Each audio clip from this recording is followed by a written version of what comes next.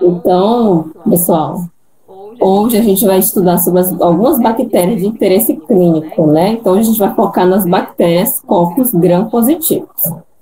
Bom, e aí a gente encerra a bacteriologia amanhã, e aí semana que vem a gente já entra em virologia, já para fechar a disciplina, ok? Então, o primeiro grupo de interesse da bacteriologia que a gente vai estudar são os estafilococcus. Então, como que é a estrutura, né, de uma bactéria Staphylococcus? Ela possui cápsula, tá? Essa cápsula ela vai ter uma função protetora da bactéria. Como protetora, essa cápsula tem a função de inibir a fagocitose, tá? Pelos leucócitos do nosso sangue, né? Neutrófilos, macrófagos, tá? Então, a cápsula vai agir como uma proteção. Essas bactérias do gênero Staphylococcus, elas também têm uma camada mucoide, tá? É como se fosse um biofilme, só que frouxamente ligado. O biofilme mesmo, né, que a gente já discutiu em aulas passadas, ele é rigidamente ligado, tá? No biofilme, né, da camada mucoide, ele é frouxamente ligado e também é hidrossolúvel, ou seja, ele se solubiliza em água. E essa camada mucoide, ela tem uma função, né, que é possibilitar a ligação de bactérias aos tecidos, né, do nosso organismo e também a dispositivos médicos. Que dispositivos médicos são esses? Cateteres, enxertos e próteses valvares, dentre outros, né? Então, esse biofilme, essa camada mucoide, ela acaba aderindo a essas superfícies, tanto do nosso organismo quanto de dispositivos médicos, né, colonizando essas superfícies, né? Que pode provocar doenças tanto no nosso corpo quanto nos usuários desses dispositivos médicos. E por ser gram-positivo, a gente sabe, a gente já estudou que os gram-positivos possuem uma grossa camada de peptidoglicano, tá? Então, essa grossa camada de peptidoglicano também confere uma certa rigidez na membrana dessas bactérias Staphylococcus, do grupo Staphylococcus. Então, esse é o esquema, né, da parede celular, né, da bactéria gram-positiva.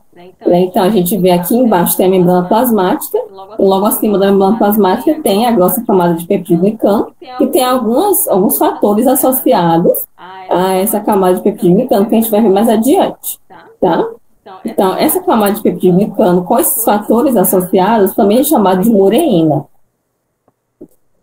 Os ácido teicoico, né, o ácido teicoico e lipoteicoico são fatores, né, que vão estar aqui entremeados, né, nessa camada de peptidoglicano. E eles têm a função de quê? São componentes mesmo do peptidoglicano, componentes dessa membrana, que agem, né, como imunógenos fracos. O que é imunógeno? Né? Aquele componente, né, que vai ativar o sistema imune, né? Então, ele age como imunógeno, só que fracamente.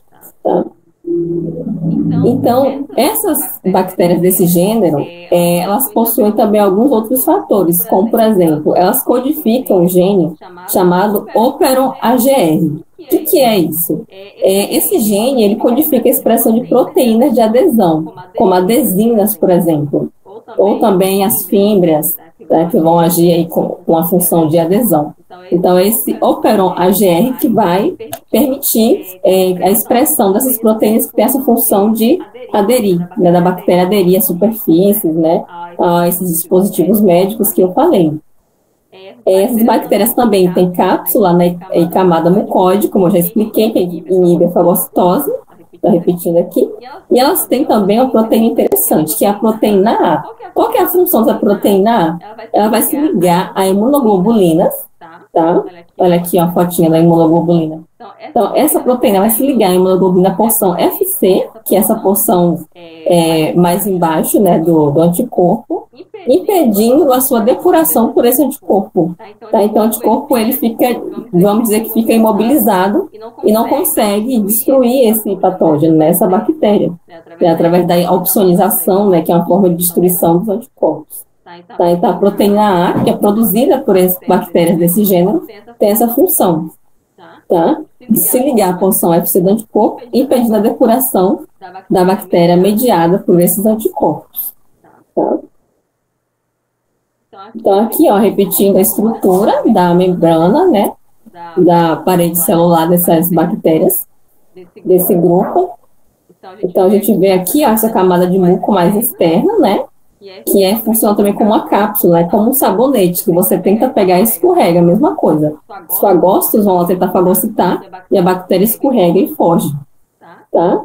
Tem também aqui, ó, o ácido teicoico, né, que eu falei que é um imunógeno fraco, né, essa porção vermelhinha aqui. A proteína A, né, que impede aí a destruição mediada por anticorpos. E a gente tem também aqui, ó, nessa região, a proteína coagulase. Vocês lembram da proteína coagulase da aula passada, não lembram? Aquela aula que eu mandei para vocês gravadas, a gente falava da coagulase. É muito importante. Então, esse gênero, né, de bactérias Staphylococcus, elas têm essa enzima coagulase, né, que transforma o peróxido de hidrogênio em água e oxigênio. Né? Naquela reação, a gente vê a produção de bolhas. Tá? Esse gênero também produz algumas toxinas, né, que são chamadas toxinas estafilocócicas, que são várias, tá? Então, para vocês terem ideia, as toxinas citotóxicas, ou seja, que são tóxicas para as nossas células e tecidos, são divididas em 4 grupos, né, que a gente tem a alfa, toxina beta, também chamada de esfingomielinase C, tem a toxina delta e a toxina gama, tá? Então já tem uma divisão grande só de toxinas que são tóxicas para os tecidos. Então, qual que é a função da toxina alfa? Ela vai romper a musculatura de vasos sanguíneos do nosso organismo. Ela também é tóxica para as células sanguíneas, né, para eritrócitos, para leucócitos e hepatócitos, ou seja, células do fígado. E ela também pode provocar um desequilíbrio osmótico nas células e a lise, né, o rompimento daquela célula, com a morte daquela célula. A beta, ela também é chamada de esfingomielinase C, ela vai ser tóxica para fibroblastos, aquelas células que dão sustentação à pele, né? Eritrócitos também, leucócitos e macrófagos, tá? A toxina delta, ela tem um efeito como se fosse um surfactante. O que é isso? É como se fosse um detergente, né? Ela vai romper membranas, porque a gente sabe que membranas, ela tem um caráter gorduroso, não é? Então, se você coloca um detergente ali sobre aquela gordura, ela vai acontecer o quê? Vai se dispersar, vai se romper, né, aquele caráter gorduroso. Então, esse é o mecanismo de ação da toxina delta. A gente tem também a toxina gama, que também é chamada de leucocidina pantomvalentina. Tá? Esse nome provavelmente foi de quem identificou essa toxina gama. Ela vai lisar neutrófilos macrófagos também, né? Formar poros nas membranas dessas células, aumentando a permeabilidade. Se aumenta a permeabilidade, vai começar a passar, tem aquele desequilíbrio, né, de moléculas de íons, e a célula vai perder o potencial de membrana, né? Vai se desfazer ali, aquela célula vai morrer também. Então, só essas toxinas aqui, elas são as citotóxicas, e a gente tem mais alguns tipos. A gente tem também as toxinas exfoliativas. Pessoal, eu estou indo rápido demais. Alguém tem alguma pergunta até agora? Alguma dúvida?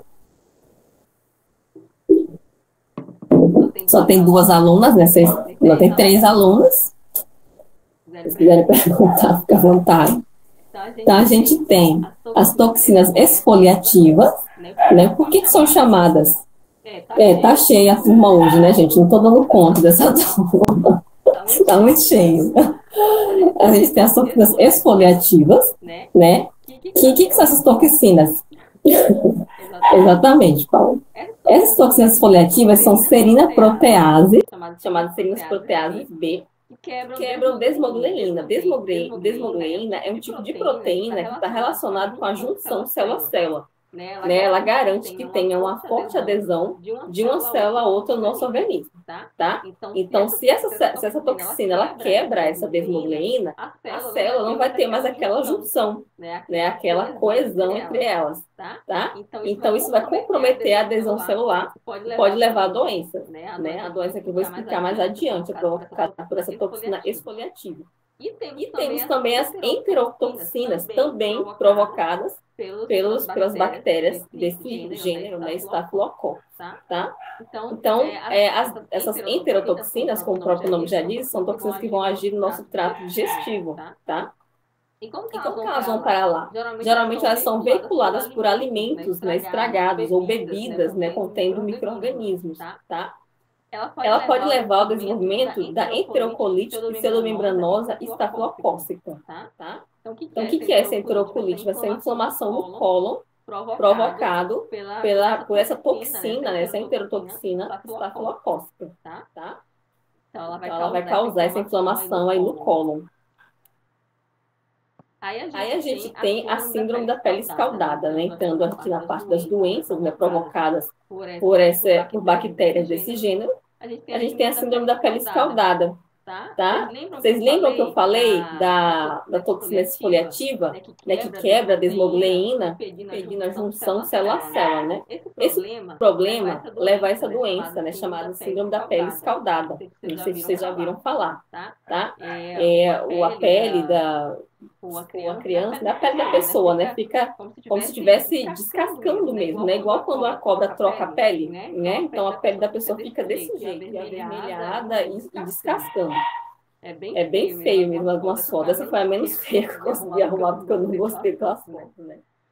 Então, essas toxinas, né, elas causam a separação das camadas da pele, tá? Por isso que tem esse nome de esfoliação, né? Porque elas separam as camadas da pele, né? Provocando esse tipo de descamação mesmo da pele, uma descamação bem forte. E um avermelhamento também da pele, né? Que é chamado de síndrome da pele escaldada. A gente tem também outra doença chamada impetigo, tá? É uma infecção cutânea e é altamente contagiosa, tá? Então pode passar de uma pessoa para outra facilmente. Essa doença ela pode se manifestar de duas formas. A gente tem o impetigo não bolhoso e o bolhoso. Então, o não bolhoso é o que aparece mais comum, com maior frequência. E esses sintomas vão ser desencadeados pela resposta imune do hospedeiro, da pessoa. As lesões vão se romper e formar crostas de cor clara na pele, tá? Já o bolhoso, ele é causado pela toxina A estafilocócica, tá? E vai ser uma forma localizada da síndrome da pele escaldada. Acho que tem uma figura aqui, então fica esse aspecto, né? O impetigo, o não bolhoso, tá? Eu não coloquei a foto do bolhoso, mas depois eu coloco quando eu mandar o slide para vocês. Então, esse é o aspecto do impetigo não bolhoso, né? Então, vai acontecer uma série de reações aí para combater essa infecção, né? Geralmente, o micro-organismo ele coloniza aquela região, né? E aí, caracterizando essa doença, né? Que é o impetigo. A gente tem também uma doença que é bem comum, né? Até o furúnculo, né? O que é o furúnculo? Ela é a infecção mais séria dos folículos pilosos, né? E ele vai ser um tipo de abscesso, né? O que é abscesso? Vai ocorrer uma série de reações também no sistema imune, né? É uma série de reações inflamatórias, né? Então, aqui vai ser um abscesso que vai ter pus, né? Tecido inflamatório, células inflamatórias mortas, dentre outros, tá? Vai acometer o folículo piloso, ou seja, aquela zona de crescimento, né? Do folículo piloso, né? Do pelo. Vai afetar a glândula sebácea também e o tecido subcutâneo ao redor daquela inflamação, ele também fica afetado, tá? Então, essa é uma doença assim, um pouco mais comum e não tão séria, né, quanto as outras que eu falei até agora. A gente tem também uma doença chamada ordéolo, também conhecido como terçol. Eu já conhecia como terçol, né, antes, até porque eu também já tive, na minha adolescência eu tinha muito terçol. Né? E ele é conhecido como terçol, e é uma infecção nos folículos dos cílios, né? Dos olhos, tá? Então fica aquela bolinha, né? Na região dos olhos, tanto pode ser em cima, né? Acima dos cílios, como também pode ser abaixo, né? Então a lesão vai surgir especialmente em regiões com pelos mais expostos à umidade, né? Pressão e atrito, ou as substâncias gordurosas. Então, só o fato também de você coçar muito o olho pode levar ao desenvolvimento do terçol, tá? Substâncias gordurosas, né, que facilitam a obstrução dos folículos pilosos. Então, toda essa situação aí de umidade, pressão, né, atrito ali, por você coçar muito o olho, né, presença aí para quem tem pele muito oleosa também, é muito mais fácil de ocorrer. Que vai caracterizar essa doença, né, que é chamada de ordéolo ou terçol. E aí a gente tem o nosso segundo grupo, né, de interesse para hoje, são as bactérias do grupo dos streptococcus, tá?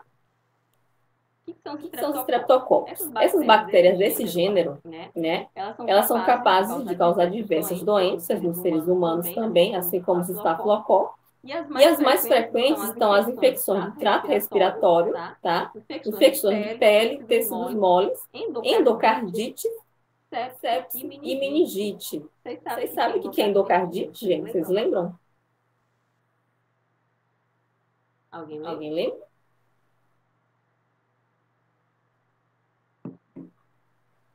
Endocardite vai ser uma infecção no tecido cardíaco, tá? Que vai ser carregada pela corrente sanguínea e vai atingir o tecido cardíaco, provocando essa infecção lá, nesses tecidos, o que é extremamente perigoso. Então, nesse gênero de streptococcus, a gente vai ter o Streptococcus pneumoniae, tá? Ele é bem conhecido, ele é chamado também de pneumococo, tá? Ele vai ter também esse formato de bolinhas, né? E é um dos agentes que mais frequentemente causam doenças invasivas graves, como meningite e bacteremia, tá? Então, é muito comum meningite provocado pelo Streptococcus pneumoniae, tá? Então, é uma doença muito grave que pode levar a óbito, inclusive, né? Vale lembrar, eu coloquei aqui, os micro-organismos desse gênero de Streptococcus, eles foram divididos, né, didaticamente em grupos, né? Então, volta e meia, vocês podem ouvir eu falando, Streptococcus do grupo A ou do grupo B. Aí você já sabe, né? Por exemplo, Streptococcus classificado no grupo A, a gente tem Streptococcus pyogenes. No grupo B, a gente tem Streptococcus agalactiae. No C, a gente tem o Streptococcus equi e o Disgalactiae. Tem esse Disgalactiae. O D, a gente tem Streptococcus bovis e o equinus. Depois a gente tem o grupo Viridans, né, que tem Streptococcus mitis, o mutans, os salivários. E a gente tem também o grupo Milleri, que aí vai entrar os Streptococcus anginosos e os Streptococcus intermédios. Tá? Então, eles dividiram didaticamente as bactérias do grupo Streptococcus, né, em grupos, né, A, B, C, D, para facilitar o melhor estudo dessas bactérias, tá? Então, eu estava falando do Streptococcus pneumoniae, né, que ele provoca principalmente meningites e bacteremias, né, comumente, né, na prática médica, isso a gente vai encontrar. Então, os Streptococcus são cocos gram-positivos, são anaeróbios facultativos. Alguém pode me dizer o que é um anaeróbio facultativo? Alguém lembra esses termos lá da microbásica?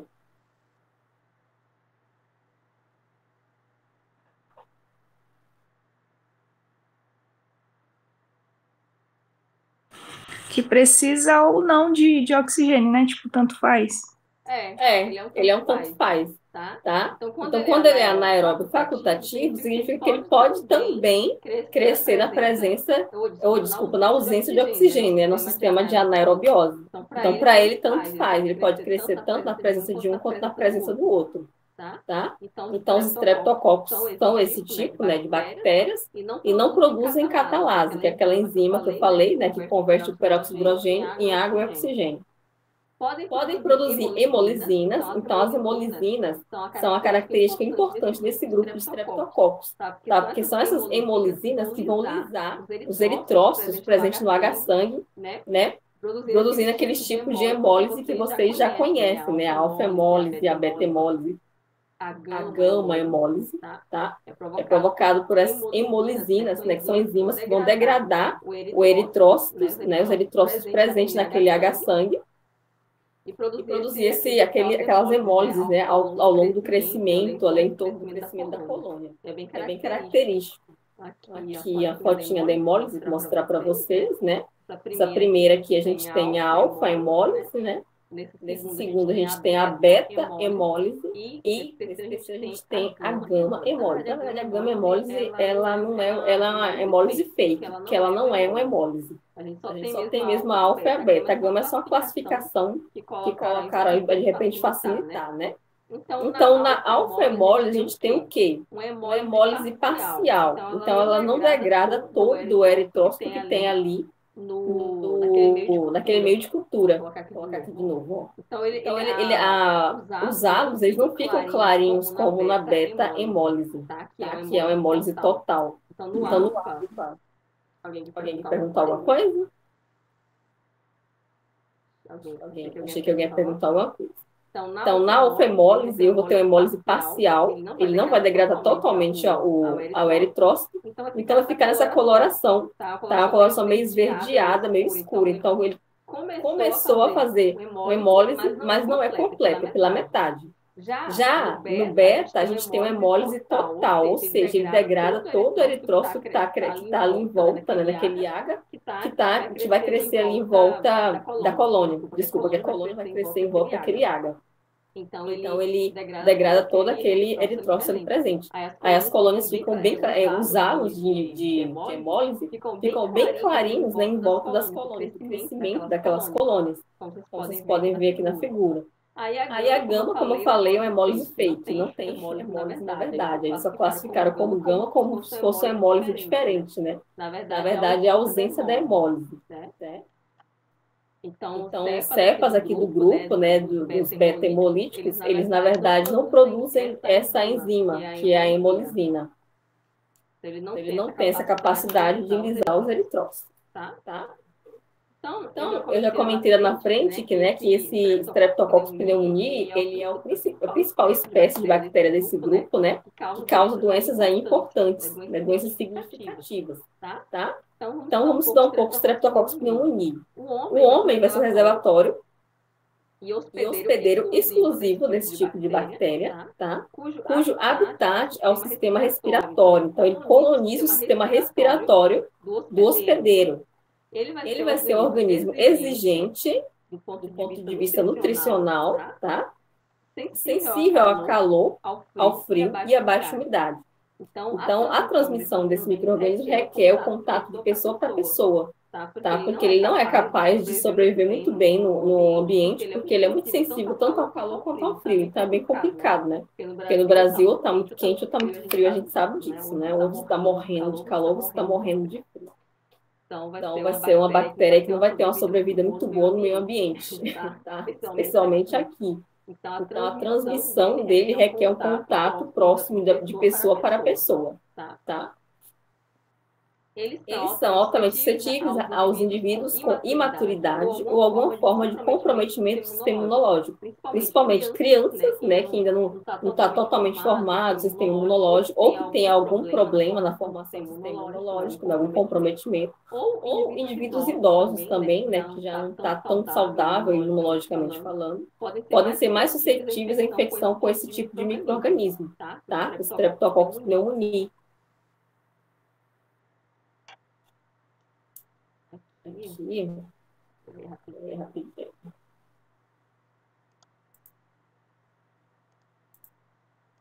Vou colocar para aparecer.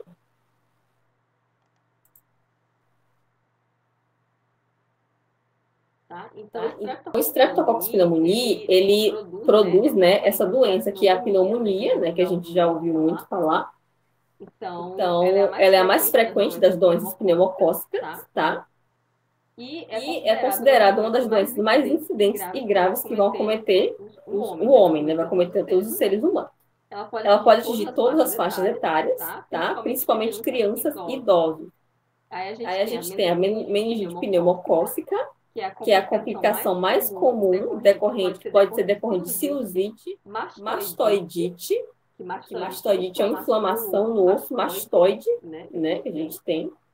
Otite ou pneumonia. Então, todas essas complicações elas podem levar a meningite pneumocócica, tá? Essa doença atinge percentuais bastante elevados de letalidade, acima de 30%, então é uma doença bem perigosa, tá? Além de causar sequelas graves, né? Então, a pessoa que sobrevive a uma meningite pneumocócica, ela pode ficar com sequelas neurológicas por conta dessa infecção. A gente tem também a otite média aguda, tá? Que também pode ser provocado por causa desse tipo de bactéria. Está associado a uma grande morbidade em crianças, né, menores de 5 anos, incluindo perda auditiva. Então, crianças, né, que não morrerem, né, que sobreviverem a essa doença, elas podem ter perda auditiva, ter algum grau de perda auditiva ou até mesmo perda auditiva total, tá? Tudo bem até aí, pessoal? Então, né, eu coloquei aqui algumas sequelas da meningite, né? pode ocorrer amputação dos membros, tá? Pode ocorrer surdez, como eu falei da otite, pode ocorrer perda de memória, incontinência urinária, dificuldade de aprendizagem, perda de visão e problemas nos rins. Então, são algumas sequelas aí, entre, a gente pode colocar, né, a gente pode ter também outros problemas neurológicos, além da dificuldade de aprendizagem, né, perda de visão, perda de memória, tá? São algumas sequelas aí bem conhecidas da meningite. Aí nesse grupo de streptococcus, a gente tem também os streptococcus piogênios, né? Que bactérias são essas? Pertencem ao grupo A, na classificação que eu mostrei para vocês. São colônias beta-hemolíticas. O que é isso, beta-hemolítica? Eu já expliquei, né? Que é aquela hemólise total no H-sangue. Né? A colônia vai crescendo e degradando todo o eritrócito que está presente naquele H-sangue. Então, a gente tem uma beta-hemólise, tá? E é uma bactéria também que tem vários fatores de virulência. Pode causar faringite, né, infecções respiratórias, impetigo também, erisipela, endocardite, meningite e artrite. Então, é uma doença muito importante, é uma bactéria muito importante que pode causar um leque de doenças, tá? Tem algumas cepas que são produtoras de toxinas, né, que podem levar à produção da febre escarlatina e também ao choque tóxico, tá? Então, são doenças bem graves causadas por esse micro-organismo. E também a faringite provocada pelos Streptococcus pyogenes, ela pode evoluir para sequelas graves como a febre reumatoide e glomerulonefrite aguda. Tá? Glomerulonefrite vai ser uma inflamação nos glomérulos, tá? E aí isso pode progredir para uma doença mais séria, a pessoa perder aí parte da sua função renal. Tá? A gente tem também o Streptococcus agalactiae, tá? Que vai ser, pertence aí ao grupo B, na classificação de Lansfield, e ele também é uma espécie beta-hemolítica. É uma espécie beta-hemolítica, né? Vai produzir também aquela hemólise total. Podem causar infecções graves em neonatologia, ou seja, em recém-nascidos, como sepse e meningite. Tá? Algumas condições, né, que deixam o organismo da pessoa debilitado, como cânceres, né, neoplasias, imunodeficiências, né, que baixam aí as defesas do nosso corpo, diabetes mellitus, né, que fragiliza, né, um pouco o organismo, o sistema vascular, enfim. Algumas dessas condições podem predispor, né, adultos a infecções por Streptococcus agalactiae, né, que pode provocar bacteremia, endocardite, infecções de pele, tecidos moles, pneumonia e osteomielites. Tá? Então, essas condições, né, de baixa imunidade ou de um organismo, um metabolismo mais desbalanceado, vamos dizer assim, elas predispõem infecções por esses micro-organismos. Então, a gente pode classificar esses micro-organismos como oportunistas, como bactérias oportunistas? O que vocês acham?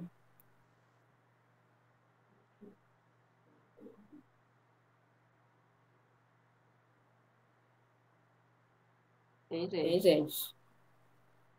O fato dessas bactérias, né, a infecção delas ser facilitada por essas condições, né, de morbidade do paciente, né, como diabetes, neoplasias, facilita, né, a infecção por esse micro-organismo. Então, a gente pode dizer que eles são oportunistas?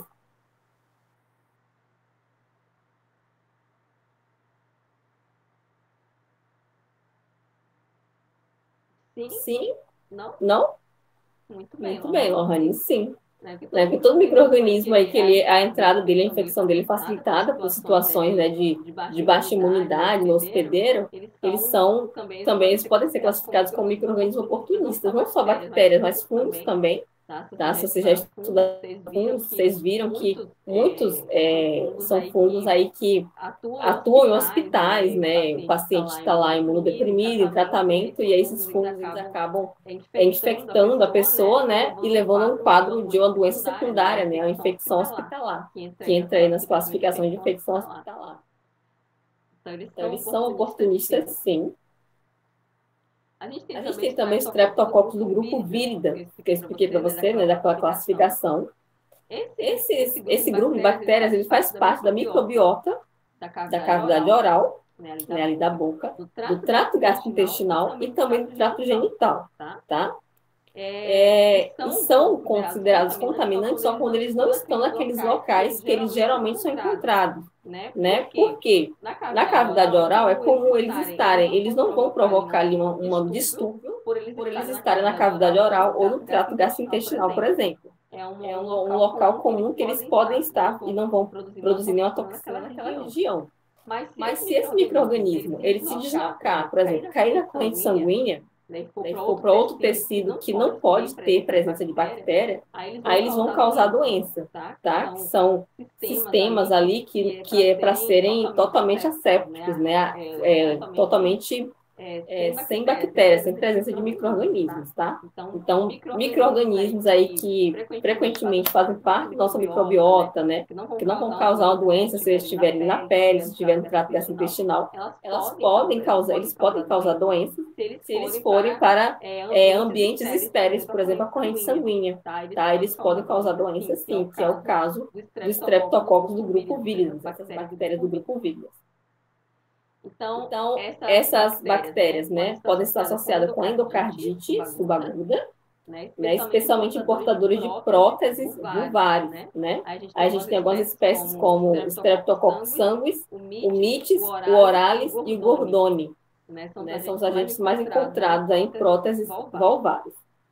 O S. mutans e o S. sobrinus são isolados frequentemente de placas dentárias e cárie. Especialmente Streptococcus mutans, não sei se vocês já ouviram falar, ele está muito... ele está envolvido na produção da placa dental, né? Aquele biofilme aquele biofilme branco, né, que se forma ali naquela placa dentária, né, que o dentista tem que ir lá tirar.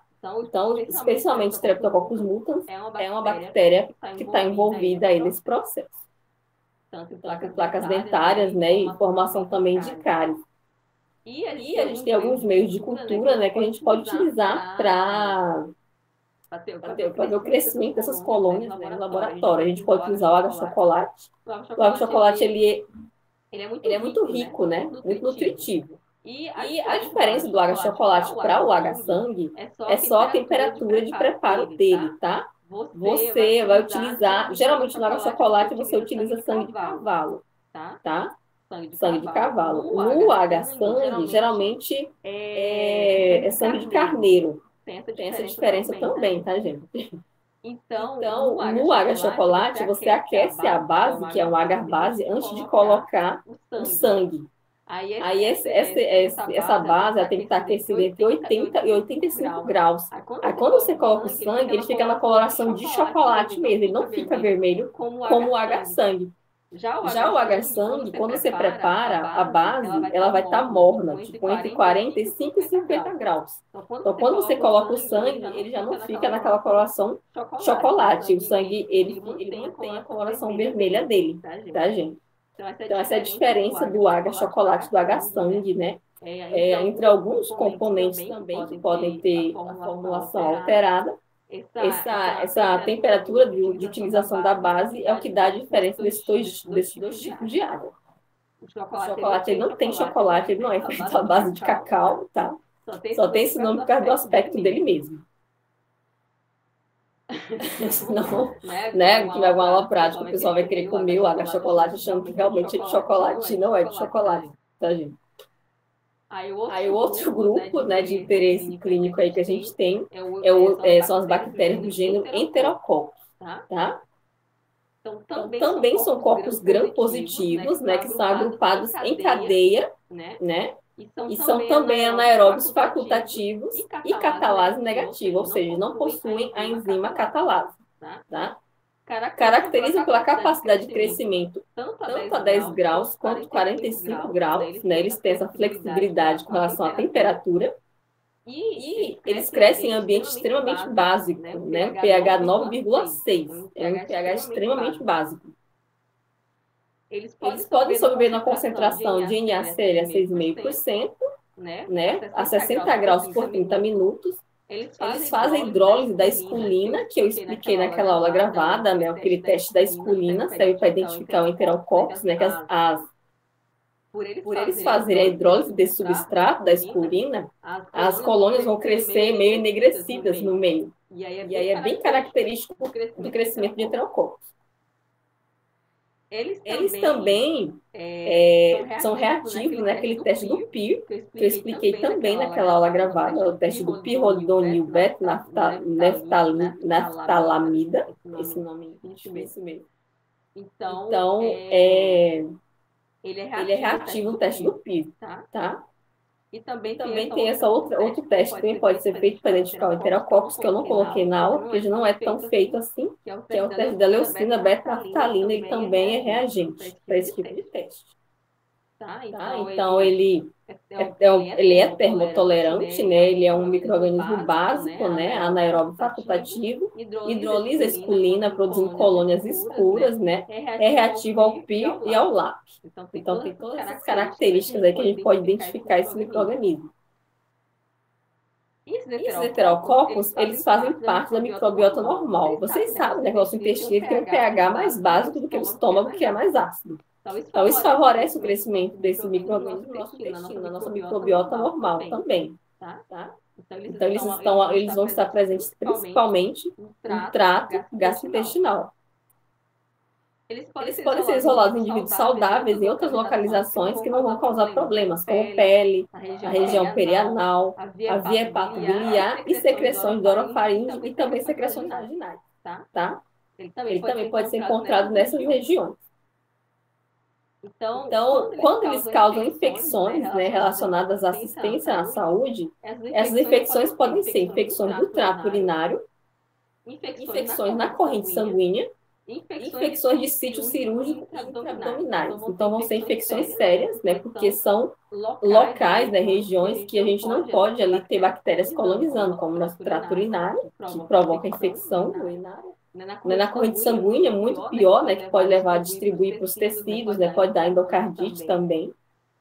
E também infecções pós-cirúrgicas, né? Não sei se vocês já ouviram falar de alguma cirurgia de mama que acabam infeccionando, né? Provavelmente pelo uso de material, né, bisturi, que a vista assim está limpa, né? Parece que está limpo, mas pode estar contaminado com esse tipo de micro-organismo, né? E vão causar infecção ali no sítio da cirurgia, né? Que não vai permitir a cicatrização. E a pessoa pode até, essa infecção ela progride, pode levar até a pessoa a perder aquele seio novo, né? Aquela prótese que a pessoa colocou. É bem sério mesmo esse tipo de infecção. Tem outros gêneros de bactérias também que podem provocar esse tipo de infecção, né, pós-cirúrgico. É bem complicado. Aí a gente tem também o gênero Bacillus, tá? Você já deve ter ouvido aí daquele famoso Bacillus anthracis, né, que é uma arma biológica, né? Então, o Bacillus, ele é uma bactéria formadora de endósporos. A gente sabe que endósporo é uma estrutura que vai permitir resistência àquele micro-organismo no ambiente. Se o ambiente não está favorável ao crescimento dele, à multiplicação dele, ele forma endósporo e pode viver ali por um longo período naquele ambiente sem problema nenhum. Então, o bacillus é formador de endósporos. Ele é imóvel, tá? Ele não tem mecanismos ali na sua estrutura que promovam o movimento, né, como o flagelo, por exemplo. Ele é gram-positivo e não hemolítico, tá? Ele não produz hemólise no H-sangue. Só as cepas são virulentas, né, e podem produzir até 3 exotoxinas. Essas 3 exotoxinas, para vocês terem ideia, elas podem se juntar, né, e produzir o que se conhece como toxina do edema e a toxina letal. O que essas toxinas fazem? Elas podem levar o organismo a desenvolver hemorragia, edema, necrose e morte. Tá? Então, é uma infecção bem grave. Que algumas cepas do bacillus, como o bacillus anthracis, que a gente vai ver, elas podem provocar. E elas possuem cápsula, né, de polipeptídeo que inibe a fagocitose. Então, é um mecanismo também de escape do nosso sistema imune. Aí a gente chegou aqui no bacillus anthracis, né? O bacillus anthracis é uma bactéria grande, tá? Em forma de bastonete, né? Como o próprio nome já sugere, né? O bacilo. Ele vai ser um bastonete. tá? Então, as lesões provocadas pela infecção por esse micro-organismo, né, que ele produz toxinas, né, que vão causar lesão, provoca aí necrose no tecido e inflamação, tá? E aí vai ter presença de leucócitos, como os neutrófilos e macrófagos, né? E isso acontece por quê? Porque o Bacillus anthracis, ele produz potentes toxinas, como eu falei para vocês, e uma cápsula poliglutâmica antifagocitária, né, que ele permite que ele escape do sistema imune. E por isso ele é tão virulento, ele tem esse potencial tão virulento. E o que é interessante, né, que o pessoal aí das guerras descobriram que os esporos de antraz, o formato de esporo da bactéria, eles podem ser moídos, tá, em um pó fino, tornando então uma arma biológica. Quem tiver contato com aquele pó, né, que cheirar aqueles pó dos esporos do Bacillus anthracis, vai desenvolver toda essa infecção grave, né, vai ter formação de necrose, hemorragia e ir a óbito. Então ele é utilizado, ele era, né, utilizado, atualmente já não sei se ainda é utilizado, né? Não tem informações, mas ele já foi utilizado como arma biológica, tá? Então, ó, coloquei aqui, a doença provocada pela inalação do antraz é muito rápida, tá? Nas maiores registros de mortes existentes, o óbito ocorre entre 2 a 4 dias, 2 a 4 dias do aparecimento dos sintomas e são fatais em 85% dos casos. Então, tem uma altíssima taxa de letalidade, né? 85%. Só que a doença não é disseminada de pessoa para pessoa. A pessoa tem que ter contato ali com aquele pó, né, do Bacillus anthracis. Tá? Então, se você está contaminado, você não passa para outra pessoa. Tranquilamente. Aqui é um vídeo, né, de atualização falando um pouco sobre essa questão do Bacillus anthracis. Eu não sei se vai passar certinho para vocês ou vai travar. Mas aí qualquer coisa eu mando por e-mail o link do vídeo para vocês assistirem melhor depois, tá? Falei dessa questão do Bacillus anthracis. E muito cuidado. Antraz é uma infecção.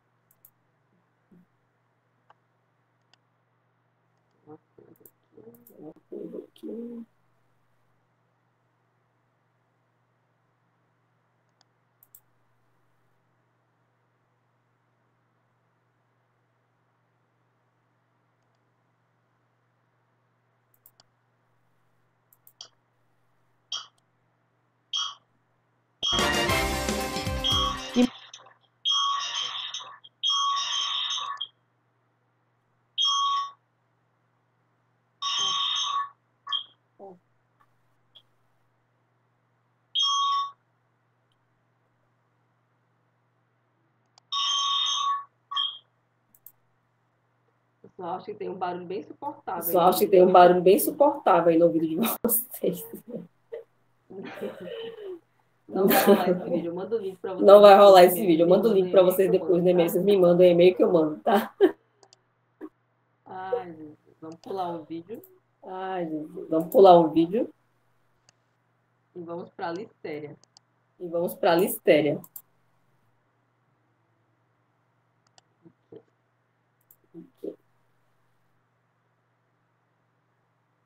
Então, a listéria vai sair outro grupo, né, de bactérias de interesse clínico, né, tendo como principal bactéria desse grupo a Listeria monocytogenes.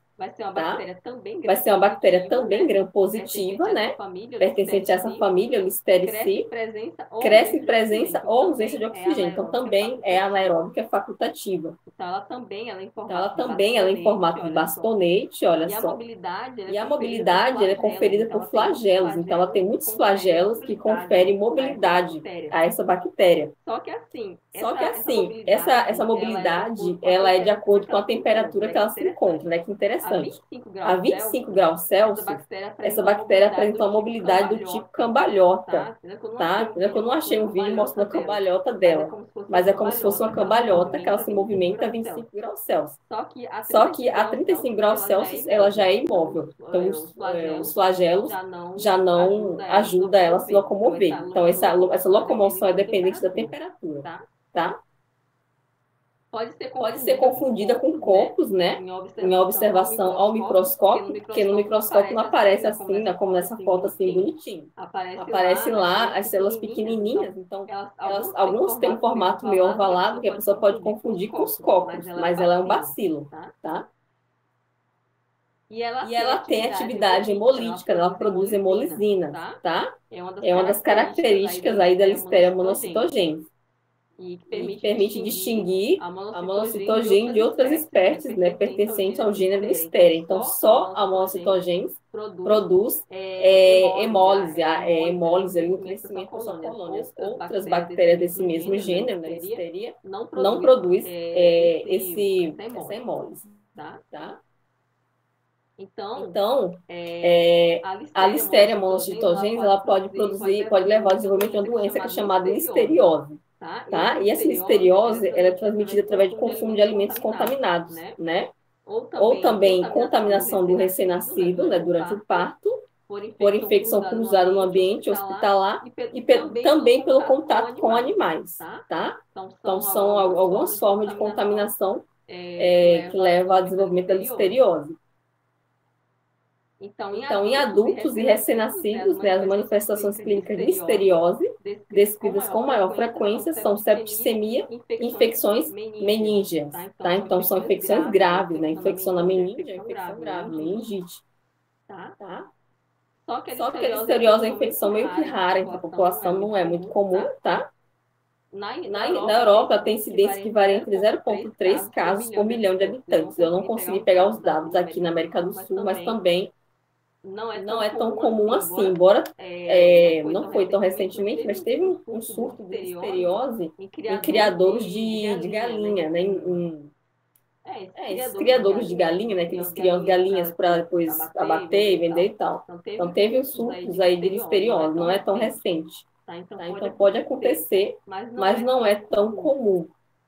Aí a gente tem também as bactérias ácido-resistentes, que eu já comentei com você, né, que as micobactérias, elas entram nesse meio, né? Então, são bactérias ácido-resistentes por quê? Justamente porque elas são resistentes à descoloração por ácido, tá? Quando você coloca um corante e vai tentar retirar aquele corante com ácido, você não consegue, por causa da estrutura da membrana dessas bactérias. Então, o principal representante desse grupo é o Mycobacterium tuberculose, tá? Então, elas também são gram-positivas, tem as bactérias desse gênero, Mycobacterium, como Mycobacterium tuberculose. Tem a forma de bastonete, né, de bastão, e são aeróbios, tá? Ela é uma bactéria intracelular facultativa, tá? O que é facultativo? Ela tanto pode viver dentro da célula ou fora da célula. Ela é quase estritamente aeróbia e possui um crescimento extremamente lento, né? Detalhe que esse crescimento extremamente lento dessa bactéria é por causa da sua parede celular, né? A parede celular da bactéria, do Mycobacterium tuberculose, ela se opõe à passagem de nutrientes, ou seja, ela dificulta a passagem de nutrientes e também dificulta o crescimento da bactéria, por causa da estrutura dela. E também impede a excreção de resíduos, né, que é importante ali no metabolismo das bactérias, né? Então, é bem interessante esse tipo de parede celular, deixa eu coloquei aqui, desse tipo de bactéria, olha aqui o formato. A gente tem a membrana celular aqui na base, a gente tem uma camada de peptidoglicano, né, a camada grossa, porque ela é gram-positiva, né? A gente tem arabinogalactano, e ácidos micólicos, né? Esses ácidos micólicos, eles têm um caráter lipofílico, né? São como gorduras, né? São gorduras que vão ter nessa membrana dessa bactéria. E essas gorduras, esses ácidos micólicos, que dificultam a retirada do corante durante a coloração, que eu vou mostrar para vocês mais adiante, a coloração ácido-base resistente. Então, são esses ácidos micólicos que dificultam aí a retirada, né, do corante. Então, eu coloquei que a parede das micobactérias é uma estrutura complexa e única, né? Contém proteínas, lipídios, carboidratos, né? Alguns desses carboidratos são muito virulentos e excelentes alvos terapêuticos também. Então, como eu falei, os ácidos micolíticos vão estar presentes na parede celular, né? E vão ser responsáveis pela aparência serosa, uma aparência assim de cera, tá? e também responsável pela impermeabilidade da parede celular, assim como também responsável pela essa alta patogenicidade desse micro-organismo. Tá bom? Então, a gente tem essa coloração chamada álcool-ácido resistente, tá? É uma coloração diferencial e que vai medir a resistência das células coradas à descoloração por ácidos. Tá? Então, você coloca aquele primeiro corante, que ele é avermelhado, depois você vai tentar descorar com ácido. E aí você vai ver que ela não descola, ela continua vermelha. Então, é uma bactéria álcool-ácido resistente e você identifica o Mycobacterium tuberculose. Tá? Eu coloquei aqui também o vídeo de preparo dessa coloração. Só que também vai ficar travando para vocês, então eu vou mandar por e-mail para vocês acessarem, né, com mais facilidade do que o computador de vocês, que não vai travar, tá bom? Porque esse problema de travamento, pelo visto, é geral. E aqui eu coloquei duas questõezinhas para a gente fazer, para a gente testar nossos conhecimentos, tá? Leiam, e eu vou dar o quê? De 10 minutos para a gente fazer, responder e encerrar a aula. Pode ser? A gente volta para corrigir.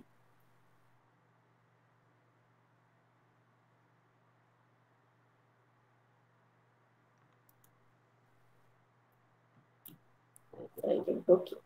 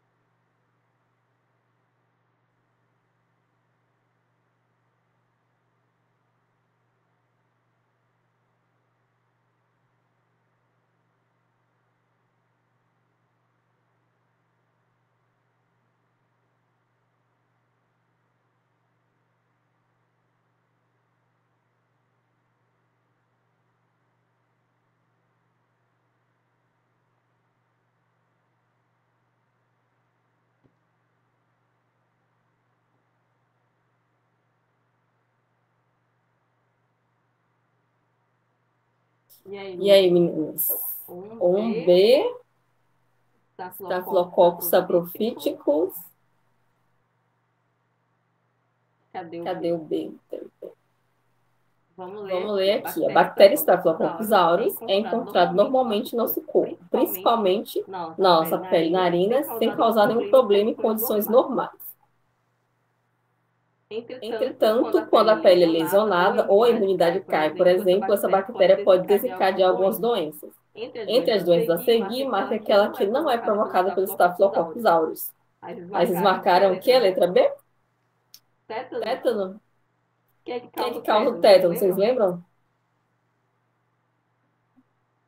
O nome da bactéria que causa a doença do tétano? Quem que lembra aí? A gente ainda não viu essa bactéria. A gente vai ver, mas eu estou perguntando caso vocês lembram. É o Clostridium tetani que provoca o tétano, tá? Não é o Staphylococcus. Então é a letra B. Parabéns. E a outra questão, né? A questão 2, que envolve conhecimentos da aula gravada, né? Vamos ler aqui. Considerando a figura abaixo e sabendo que o disco da direita, ou seja, esse aqui, é constituído por furazolidona e o disco da esquerda é constituído de novobiocina. Determinamos que o micro-organismo presente nessa cultura de água-sangue trata-se de um micro-organismo que é importante causa de infecções urinárias. Determine o procedimento correto para chegar à identificação desse patógeno a partir da visualização de copos gram-positivos em lâminas preparadas a partir de amostras de urina. Lohane, o que você escreveu aí? O que você colocou, Lohane? Pode ser pela metade também, porque a questão está completa, não. Primeiro, acho que a Lohane respondeu uma coisa que eu tinha visto. Qual micro-organismo que você colocou? Vamos lá naqueles slides da aula passada, deixei até aberta aqui, ó. A aula que foi gravada. Então, esse teste, ele mede a resistência à furazolidona, né? Então, a gente viu aqui, ó, que com relação à furazolidona, ele é sensível.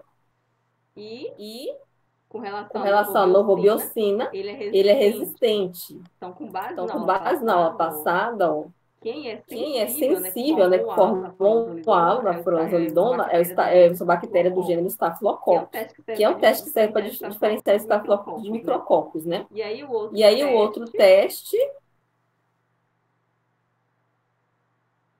que é a novobiocina, né? Cadê? Vamos achar aqui.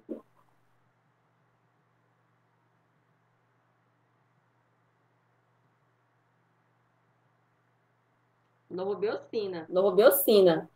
Ops. Que serve para identificar a espécie Staphylococcus saprophyticus. Então, o que vai acontecer no Staphylococcus saprophyticus? Ele vai mostrar um halo menor ou igual a 16 milímetros, ou seja, ele é resistente a esse teste de novobiocina, resistente à novobiocina e sensível à furazolidona. Então, você colocou, né, Lohane, Staphylococcus saprophyticus? Parabéns, é isso mesmo. Então, com base nos dois testes, né, você viu que um só identifica o gênero e o outro identifica a espécie. Aí você consegue saber que bactéria que é. Aí a outra parte da pergunta, o procedimento para chegar à identificação do patógeno a partir da visualização de corpos positivos em lâminas preparadas a partir de amostra de urina. Vocês sugeririam alguma técnica para identificação?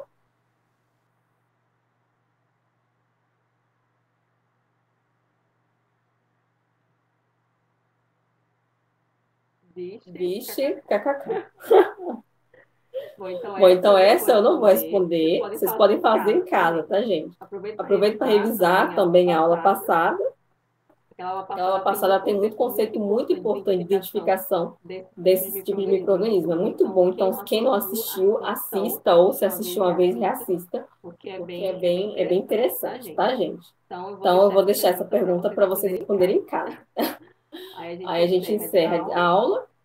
Então, presentes hoje foi o Ingrid, Lohane e aquela que estava antes era a Paula. Eu lembro que ela saiu, mas eu não lembro direito o nome dela. Era a Paula, né? Então tá, vocês três.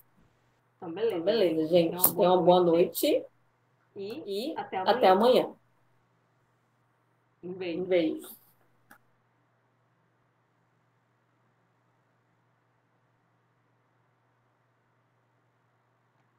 Boa noite. Boa noite.